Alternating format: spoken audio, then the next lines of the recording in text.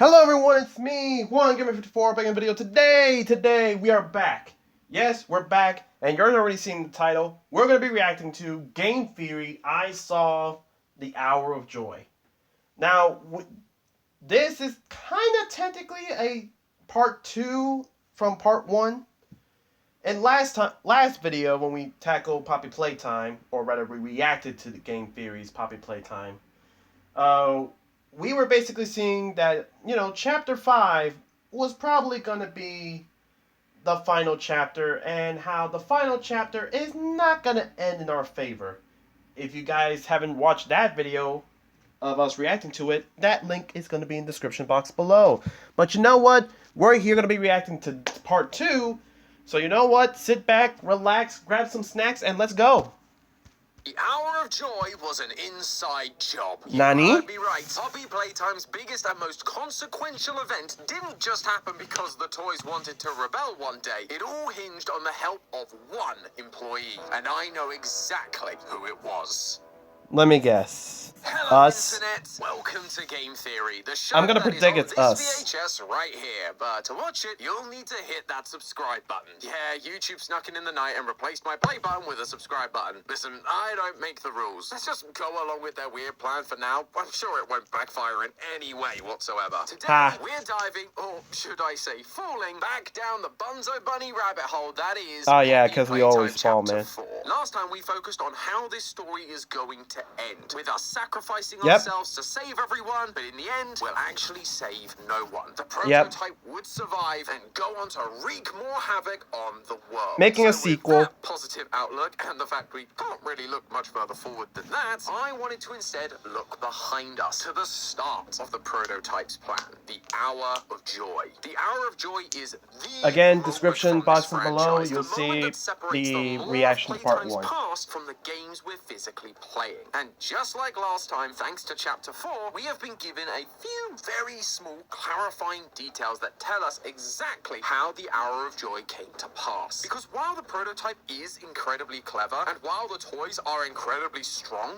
and hungry, it turns out they and terrifying. pull off this plan on their own. They needed help. They needed someone who would go along with their weird plan. A plan that would almost certainly backfire on them for doing so. Maybe watch your back, theorists. As I've mentioned, in order to look back and figure out an earlier part of the franchise, we need to actually take a closer look at one of the more recent additions to the series and work backwards. Because it's not really an indie horror franchise if you're not retroactively adding lore to previous games with new ones. One of the new VHS tapes in chapter 4 presents us with an image of a character we haven't really seen in a good while. And definitely a Hello resource Neighbor. extraction specialist. These guys were the primary characters we played as in Mob Entertainment's spin-off multiplayer game, Project Playtime. Here's the job. You need to collect toy parts to make a giant toy. Get that giant toy on the train, then leave. Sadly, this game has largely been abandoned by Mob for the last year and a half, which was a shame because it was a lot of fun to...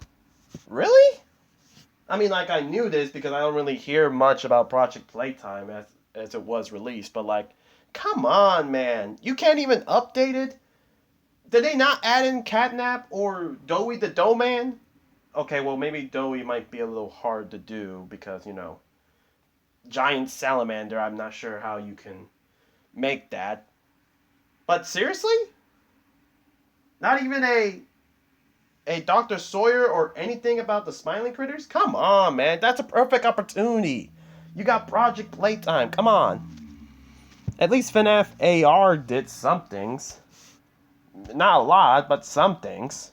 Has anyone made a fan cam edit of Mommy Long Live to I Am Your Mother? But more importantly, it was surprisingly useful for lore purposes. The main thing for us was that the toys were running amok around the factory, which sounded awfully similar to what happened after the Hour of Joy, the big event on August 8th, 1995, where the toys finally rebelled against Playtime Co. and took over the factory. You can see the connection, right? The Hour of Joy happens, the toys take over, and so Leith Pierre, ever the businessman, decides to send these resources very smart person. into the factory in order to keep their giant toy toy-making operations alive, leaving them to fight off the giant toys that remained. That is the sequence of events that we believed for a very long time. However, this Chapter 4 VHS tape tells us a slightly different story. You see, these tapes aren't just different colors. They also have their own labels to help us identify them. Things like Break Time, which was the tape with the security guards being on break that we talked about in our last video. Most of them are pretty on the nose, and this resource extraction specialist tape is no different, because on it is a label that reads 93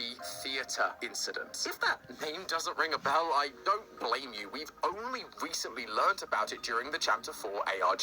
Yeah. Bob really did just hide all of their lore in this thing, hoping people would solve it and pay attention. I'm pretty sure it's the whole, like, where they revealed Dr. Harley Sawyer being the one that caused the whole fire in the feeder. Not putting it somewhere like, oh, I don't know, in the actual game? I don't know what you're smirking at, FNAF. They learned this from you. Dang. You alright? I learned it by watching you. Anyway, where was I? Dang. You gonna bring up that commercial? Place in the Playtime Code Theater. Nah, that's throwing shade, FNAF, but I can't even defend. It was a fire that broke out and many people died. When the incident was then investigated by Playtime Co's private investigator, it was determined that the culprit was none other than Harley Sawyer. These two factors made it seem like a separate incident from the one in Project Playtime. They did both share the theater setting, but the ARG didn't give us any indication that the experiments were involved in the theater incident. It was just Harley Sawyer going insane and causing a fire. Now, though, we have this tape that not only confirms the resource extraction specialists were there because of the theater incident, it also confirms that the experiments were loose during the theater incident, just like they are because loose in the Boxy theater Boo. of Project Playtime. And now we just stopping experiments back where they came from? Because I guarantee it won't be so easy to toss a nuke on a page. Over 60 visitors dead.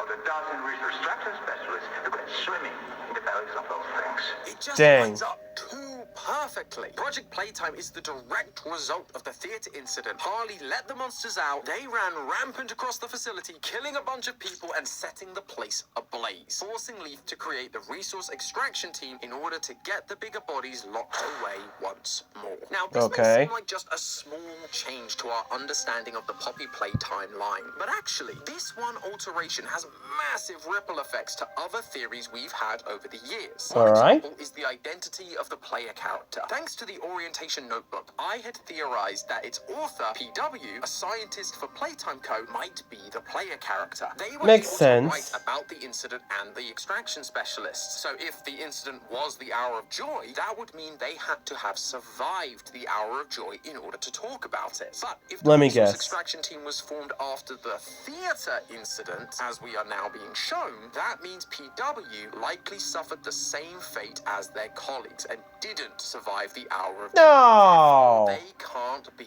the player character. Now, there is still a then who are we? Theory is proven true down the line. We know the player didn't show up for work that day and was likely involved in the experiments due to the hallucinations in Chapter 3, focusing on their regret, and in Chapter 4, playing sounds from the lab at the end of the chapter, the place the experiments were happening.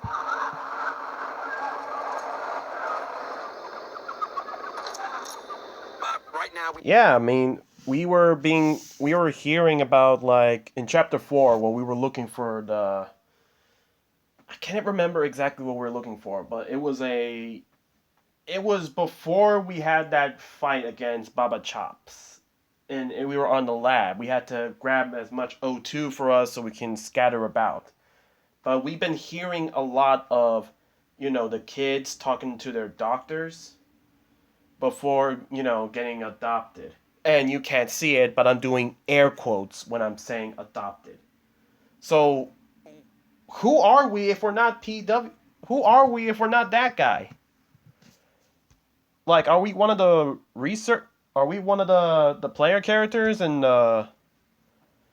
Project Playtime? Just don't have any evidence that it was PW rather than just another scientist. And PW's diary entries do end the same day as the Hour of Joy, so I'm not particularly hopeful. This would also snowball It just into has the to be current status of PW. Leith Pierre. Again, because PW was writing about Leith forming the team, we thought that meant Leith was alive after the Hour of Joy. But as this is now tied to the theatre incident, it's most likely that he too perished during the Hour of Joy like everyone else. However, the biggest change this has to our understanding about the lore relates to the VHS tapes that we received not in Poppy Playtime, but in Project Playtime. During each phase, we received a VHS tape that contained recordings of Harley Sawyer and his Bigger Bodies initiative. But at the end of each of them, the tape suddenly changed to a text-based message from a mystery character. Can you hear us? Can you see this?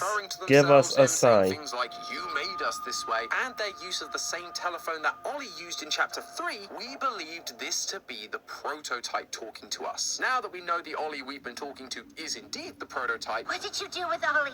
I'm right here, Poppy. this feels all but confirmed. The thing is, we've never really been able to put our finger on why they're talking to us, other than to feed us fans more lore. There are lines like, "You must prove yourself and we will call you when the time arrives," which felt like we were going to be part of some big master plan, though that didn't really make a lot of sense with Project Playtime being after the Hour of Joy. But now that we know this game comes before the Hour of Joy, and thanks to a special VHS tape from Chapter 4, things Oh, come on! How could this happen? the Hour of Sorry. Joy. But now that we know this game comes before the Hour of Joy, and thanks to a special VHS tape from Chapter 4, things become much clearer. How could this happen? There's fail-safes, security measures. It's impossible. Personal agendas have long been the downfall of this company. Is it unreasonable to believe there were conspirators? This VHS is titled Warden Office 8/8/1995, Uh-huh. the same day as the Hour of Joy. And despite there supposedly being a bunch of systems in place, the experiments have managed to get through them and commit the Hour of Joy. That, my friends, is... Okay. How they took down the fail-safes, though? Like, I'm going to assume it's the prototype. Like, it has to be the prototype because, for some strange reason, the prototype is just massive big brain for real. Because, you know, it was able to make a laser, some sort of laser, out of the alarm clock. I believe that's what it was. But, I don't know, man. Like, just how would the prototype do it? And who is this secret conspirator? I want to say it's Elliot No, not Elliot Ludwig. Because it wouldn't make sense. Because, like, wouldn't Elliot Ludwig be the prototype? I feel like it would be... I feel like it has to be Dr. Sawyer. Because, let's be honest. Like, it might have to be Dr. Sawyer. Unless you're going to tell me that we're going to be learning that there was actually someone else. But who would just be as deranged as Dr. Sawyer to, you know, say, yeah, I'm okay with letting the toys kill. Why the prototype is talking to us on the VHS tapes of Project Playtime. After the theatre incident, they are looking for ways to kill everyone, to cause the Hour of Joy, but they need help from an employee. They are asking us to betray our colleagues and allow the toys to escape and kill everyone. Now, to be clear, I'm not saying that the person watching the VHS tapes in Project Playtime is the same character as our player character in Poppy Playtime, and that's because of one crucial detail that we're given in this VHS tape. But without executive access, how could anyone even get through? It couldn't just be any old employee helping the prototype. It had to be an executive, someone with access to the Omni-Hand. For a while, we felt like our player character could be one of the executives. Yeah. More recently, it felt like that was less and less the case. And then in Chapter 4, Harley said this. I can't say I remember seeing your face before. Harley knows the executives very well. That's been clear since the beginning. So Yeah. for us not to be recognized, we cannot be playing as one of the executives in the main series of games. But Dang. the person from Project Playtime that's watching the VHS tapes, the one that is helping the prototype, likely is. And the best part, I know which one it is. Who? You might be thinking the answer is obvious. Harley. He's holding a big grudge against Playtime Code. Mm-hmm. I get my hands on you. You're a dead man. PW refers to him as one of the executives in the orientation notebook, and thanks to another VHS, we know he's been working with the prototype pretty much since Leith betrayed him and turned him into a discount FNAF endoskeleton. Ha! This was fully operational. We're beating our heads against this. So of everyone, he's the one with motive to betray the Exactly. company. The thing he lacks, though, is the means of which to do so. He was an executive before becoming an experiment himself, but he was turned into an experiment to take away some of his power. From now on, you're here to give the lab boys answers when they need them, and carry out procedures when and how we tell you to. That's it. In that tape with the warden, he doesn't currently have access to the Omni-Hand, and so is using the Hour of Joy to manipulate the warden in order to get one for himself. But if it's not him, then who is it? Well, according to the warden, only 4 people have the executive access necessary to pull off something like this. Leith Pierre, Stella Graber, Eddie Ritterman, and himself. Quick side...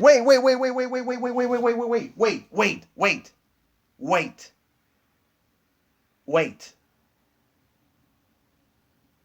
Is he gonna say Stella? Because if I remember correctly, correct me in the comment sections below, right? But didn't Stella always... I remember, back in the day, like in Chapter 1, like this was way before Chapter 2, Chapter 3, or anything. This is where Poppy Playtime was in its freshness. Didn't we have like this VHS, like way before you met up with Poppy, where it has like a VHS talking about Stella, and it was like a job interview with Stella, and that she always fascinating about toys, and how adults are essentially like bigger kids, but they grow old and all that, and how toys are technically immortal and such. Is Stella the one who did it? I mean, let's be honest, like, why would they make that tape that Stella, why did Stella have to make that, that comment in a job interview? Like, she said it so creepy too, like, saying that the adults, they're like, bigger kids, but, they grow old and then they die and all that. Like, I'm not gonna lie, that is definitely not gonna, that is not gonna lift up your spirits, lift up any credentials of you getting hired, but for some reason she is hired. So, is Stella the one who did it? Let me check. I just feel like it might be Stella because I just remembered that tape from Chapter 1. No, but hey, look, we now know who the 4th slide was back in Chapter 2. With the warden being the 4th executive, it only makes sense that the 4th slide is his. So, good job, Mob. Another minor mystery solved. Although, I have a feeling they didn't give us his name because they realized coming up with the name using the letters they left on the floor doesn't really work. But I digress. With there being only 4 potential suspects, it becomes pretty easy to narrow down which one is our Project Playtime accomplice. Stella. Can't be the warden, as the VHS shows he's pretty scared and confused by the whole ordeal. Unless he's just the most incredible liar. But we've already got plenty of those in this series, so I don't think Mob's going to want to go back to that well too often. Right, Mob? You don't want to go back to that well too often. It's also likely to be Leith Pierre, as he's all in on the Bigger Bodies initiative. He'd have no reason to want it to fail. He even keeps the Doctor alive as a computer specifically because he needs him to keep the project alive. So Leith is also off the table. Before Chapter 4, we didn't really know a whole lot about Eddie. But in this chapter, we finally get to hear from the man himself, and he's fun. I'm a businessman, Mr. Silver, and I don't like dead anger. I get paid to see that things get done, and this, like everything else, will get done. Man, why does the British guy always have to be so unapologetically evil? I don't That leaves know. us with Stella as our only remaining suspect. Stella has always been an intriguing character to me. Much like Rich, she's one of the few characters that's been around on these VHS tapes since Chapter 1. Yeah. Her presence felt so important that in our very first theory, we suspected that she might have been the person turned into Poppy. We later changed our view on that due to some other evidence, and with this new chapter, it's very clear Poppy is Elliot's daughter. I wish you were here, Dad. When you were running this place, you always knew what to say. But that left Stella without any real role to fill. And yet, That she's 3D very thing really present got and me being off guard, shoved man. down our throats. Like she does have an important role that we just haven't Look, you figured see? out yet. That's uncanny. I didn't see that happen. It. Except thanks to another VHS tape in Chapter 4, we hear Stella talking to Leith about being completely on board with the Bigger Bodies initiative, just like all the others. Well, the work itself, what you've all been able to do, I mean... Oh, come on, no! Alright, we back. But, well, here's the thing about this tape. Like, yeah, I get it, right? Like, I understand about the whole... But I don't know, it's like, does anyone feel a little iff about this tape?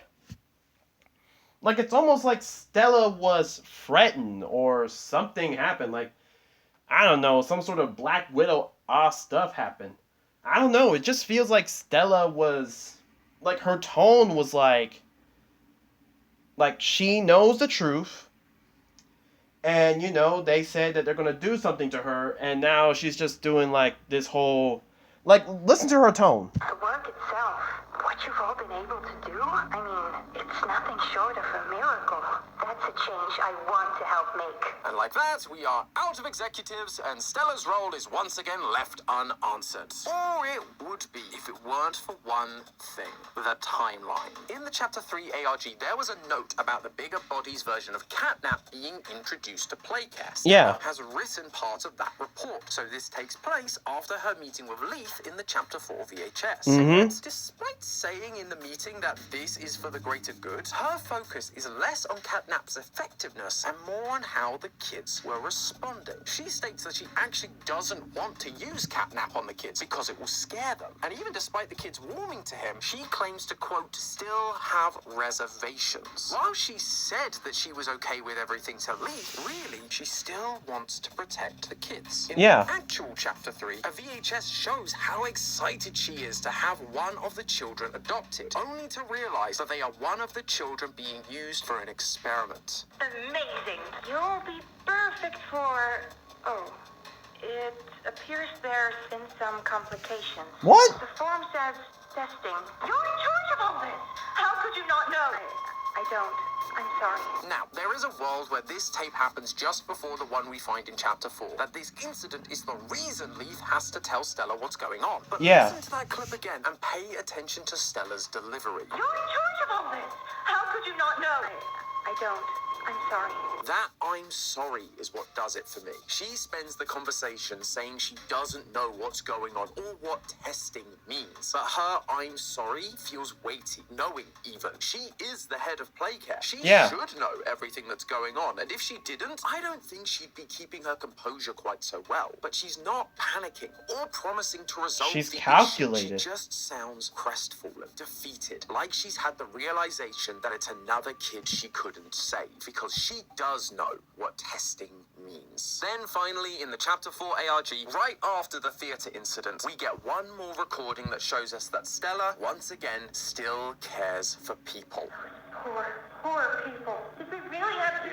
What was necessary, Miss Granger. Of course. Despite supposedly being on side with Leith, she continues to question She's their hesitant. violent methods and then stutters when trying to keep her composure. Because if she doesn't, she could end up like those poor people. Well, if this doesn't breathe beyond the factory's wall, I made sure. What we're seeing are the cracks in Stella's armor. She tried to get on board, to see things as Leith did, but she could never really justify Thanks, Leith. actions. The theater incident You're a swell guy. The progress Leith had promised her wasn't being made. The kids were still becoming monsters, but she also knew there was nothing she could do about it, making her the perfect candidate for the prototype's plan. After the theater incident, Stella went back to her office in the Playcare, and that is when the prototype reached out through the tapes. He asked her to trust him and sent her his iconic Ollie phone to feed her more instructions when the time was right. In the Phase 2 tape, the prototype recognizes that she wants answers from them and promises they will come in time. If Project Playtime hadn't been unceremoniously abandoned, I believe we'd have seen those answers. They would have been the prototype telling Stella exactly what she... Come on, Mob Games. Let us see. Come on. I mean, you have perfect opportunities now. You can bring back Project Playtime. I mean, come on, let's be honest. It's gonna take I don't know how long for Chapter 5 to come out. I mean, I'm sure Mob Games is currently working on Chapter 5 right now. They're probably designing the new monster we're going to see. But I mean, like, let's be honest. It's not gonna happen. It's not gonna happen like maybe at least 2 years. 2 years, I give it. But like, still, man, you have a spin-off game. You have a spin-off game that you can have people around the world playing as the main boss. I mean, we can play as Huggy Wuggy. We can play as Mommy Longlegs, Boxy Boo. The sky's the limits. If you got, Project Playtime working. I mean, think of the new characters people are gonna love playing. Catnap. Doughy the Dough Man. Or I guess, well, I mean, maybe not Doughy the Dough Man, but Dr. Sawyer himself. And think of the costumes. Heck, I wouldn't be, maybe a Dog Day, too. I don't know, maybe Dog Day could be a separate character, he's just crawling around and all that. Or, I don't know, maybe give Catnap, like, costumes about the other smiling critters, so that way you can kind of make the nightmares, you can kind of make, the smiling critters look like Catnap. Like, imagine, like, I mean, come on! And also, you have the smiling critters. I mean, small, annoying, crawling critters coming after you? That's something cool. You got the nightmare critters, too! The sky's the limit. Come on, what are we doing? Needed to do, and promising her what he'd promised everyone else, that the orphans and the toys would all go free, escaping their horrible fates. All she'd have to do is use her executive access, the Omni Hand, to open the way for the prototype and all the toys to escape. And hearing that there was finally a chance to save the orphans without the wrath of Leith or Eddie coming down on her, I have no doubt that she would have accepted that deal. But as we know oh too well at this point, all of that was just another one of the prototype's lies. Dang it! We're gonna leave. Leave the factory. This prototype says we can't leave.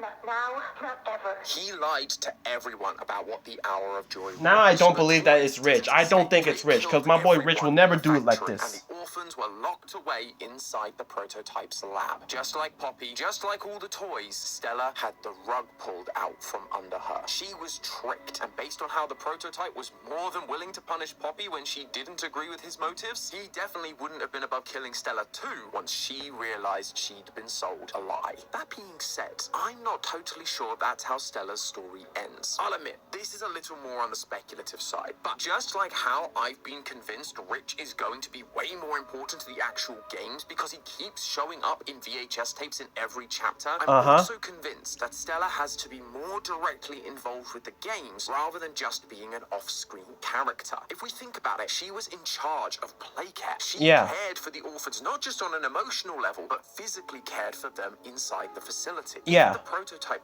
wanted to keep these orphans alive for all these years, he might need someone with the skills and desire to help him do that. Stella had helped once before. She'd proven her trustworthiness, so why not have her continue to help him while he worked with the doctor to find whatever this secret is? I'm still your best shot at cracking that secret.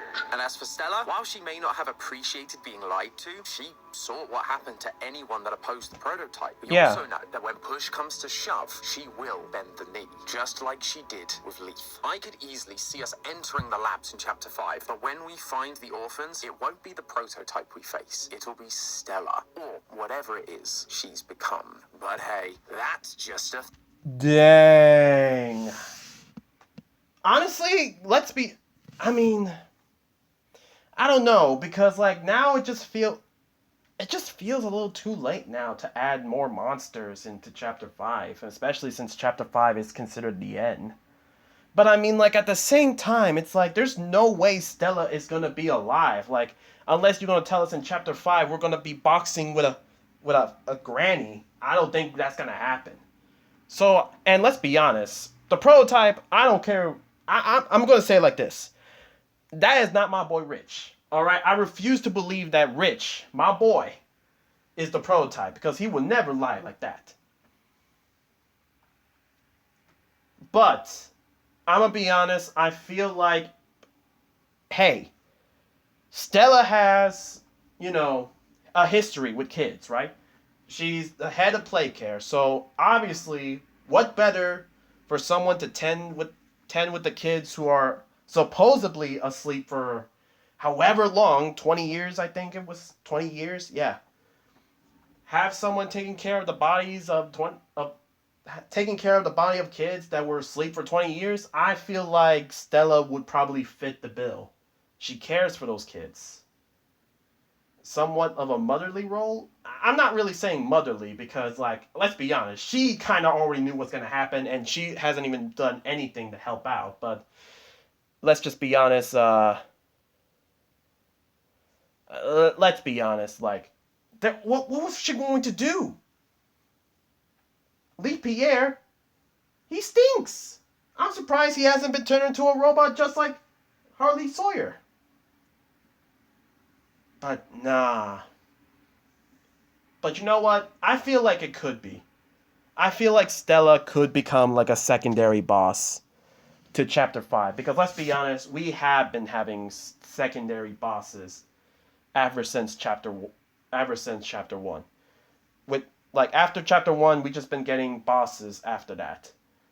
Chapter 2, we had Bonzo Bunny, PJ Pillar, as well as the Mini Huggies. Those were essentially secondary bosses. Chapter 3, we had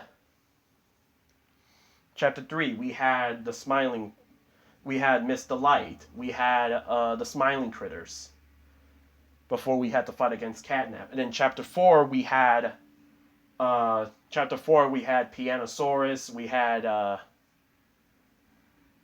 Pianosaurus, and then we had Yarnaby before we fought against Dr. Sawyer. I'm not gonna count Doey because Doey was on our side for a little bit before he betrayed us. That betrayal still hurt, but you get what I'm saying. Every time we fought against the Ops, we had to deal with the second bosses before we dealing with them. So considering that Chapter 5 is going to be the end of the franchise, well, I would like to say that, but let's be honest. They're going to make a Poppy Playtime Chapter 2. I'm feeling like they got to give us a secondary boss, and Stella will probably be the one. So yeah, guys, that's going to be the video. Thank you guys so much for watching. Make sure you like the video so I know you guys enjoy. Comment down what you guys think. I feel like this is a good... I'm pretty sure it might have to be Stella. Okay, I am psyched that I got it right. And let's be honest, it just feels like it, you know? I just feel like Stella has to be it. I mean, I didn't really pay attention about the Stella stuff, but after, you know, being reminded that, yeah, Stella has been given much importance as Rich. So I know my boy Rich is somewhere. Really hope he's not the prototype. Because let's be honest, it just feels like fundamentally, it just feels a little bit more appropriate that it's Elliot Ludwig to be the prototype. And I feel like Stella could be one of the new monsters that we have to deal with in Chapter 5. But yeah, guys, that's gonna be it. Again, the first part, episode 1. If you want to check out, you know, how Chapter 5 is thought to be ending, it's in the description box below. This is OneGamer54 signing off.